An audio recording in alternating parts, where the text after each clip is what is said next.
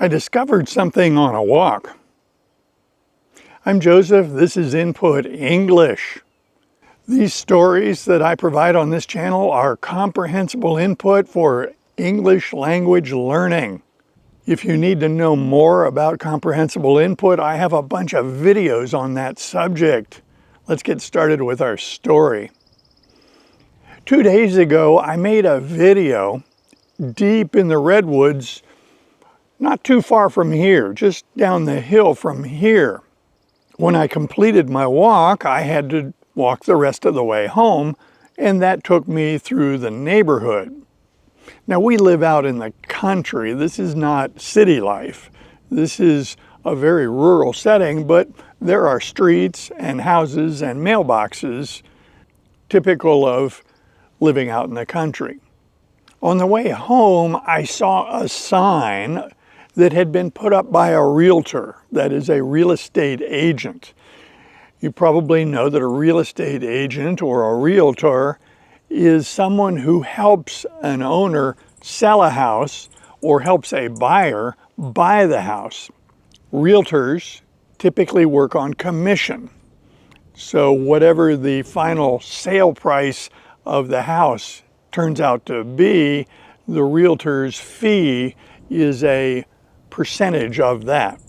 Realtors want to sell houses. They're very motivated. They're also very helpful to buyers and sellers because there's a lot of complexity in real estate sales.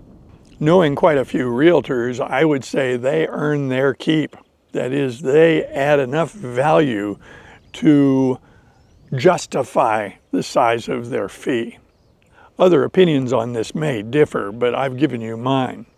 So I was walking back to the house and I saw this sign that pointed down the street and announced that there was a house for sale. It gave the name of the real estate agent, and then it said open house. Now, an open house is very specific in the context of real estate sales. An open house means that the agent is there at the house with the house unlocked, and people can just show up and be shown around the house. Potential buyers can look at the house because the agent, the listing agent for that property, is there.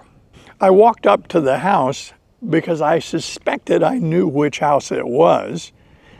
And so I walked up the street. Now, this street that I'm talking about is a cul-de-sac.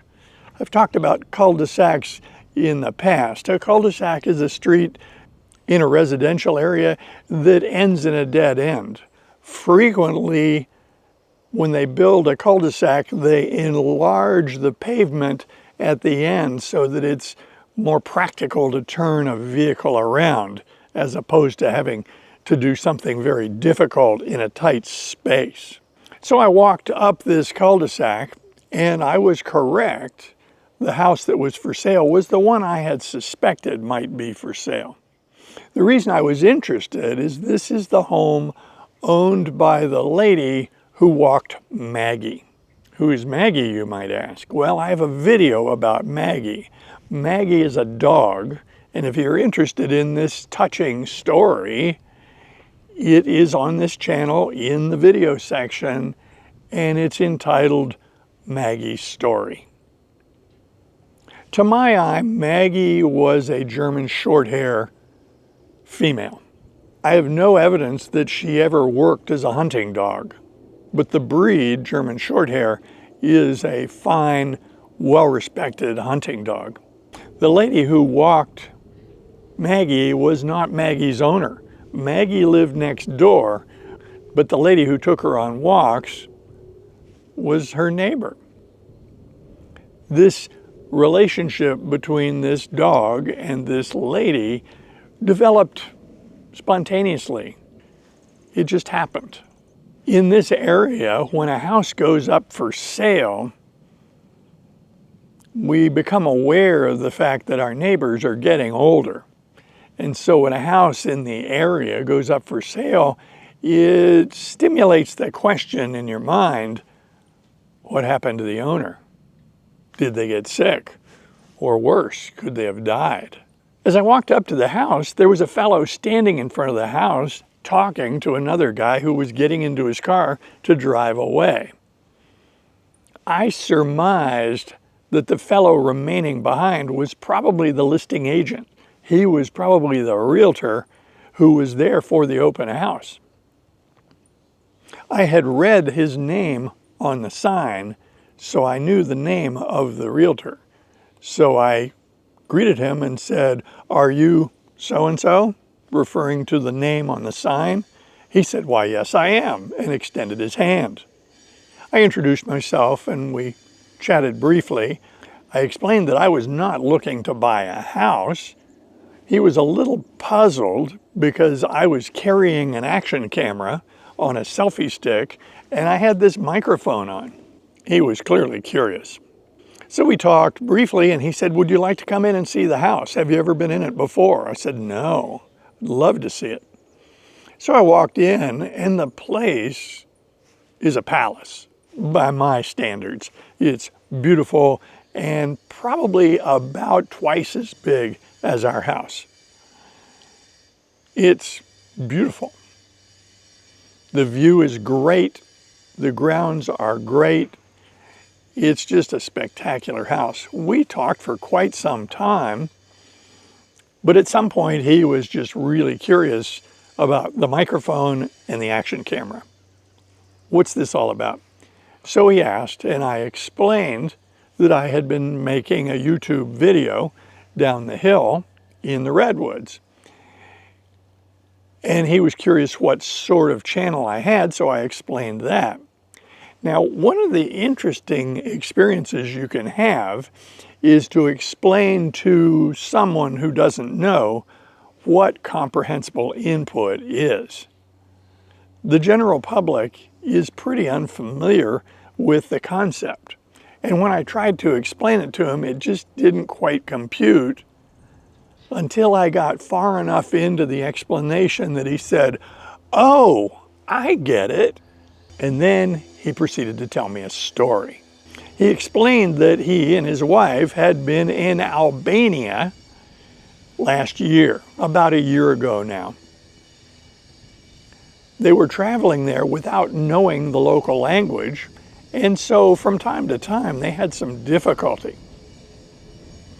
They were in a town and they wanted to stay in a hotel, but when they went in, it appeared that no one spoke English.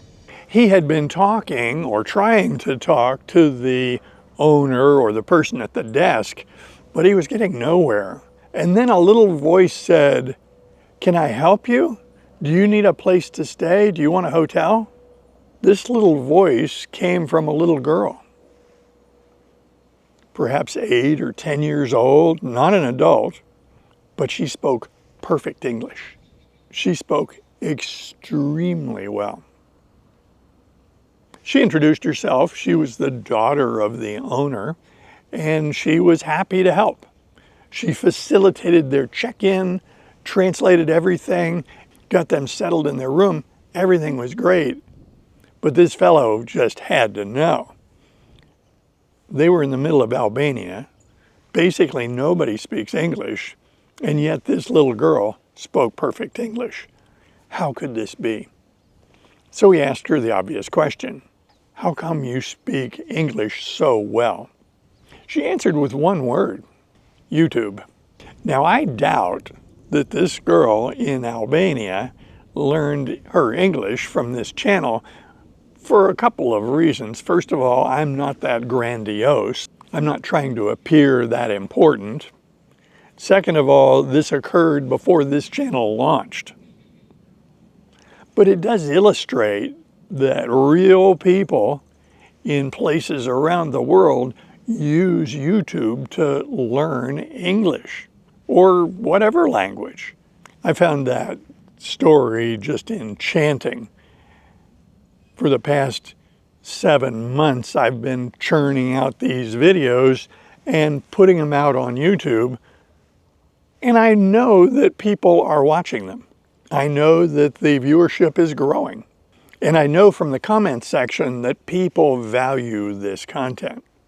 But it was very helpful to hear a story that showcased how a little girl in Albania used the resources available to her online on YouTube to acquire a life-changing skill. She's fluent in English. I'm really glad I walked up and introduced myself to that real estate agent. Oh, I did ask him about the well-being of the owners of the house, and he assured me that they were fine. This was just downsizing. What a relief. I invite comments below, and if you like videos like this, be sure to click on this one next. See you soon.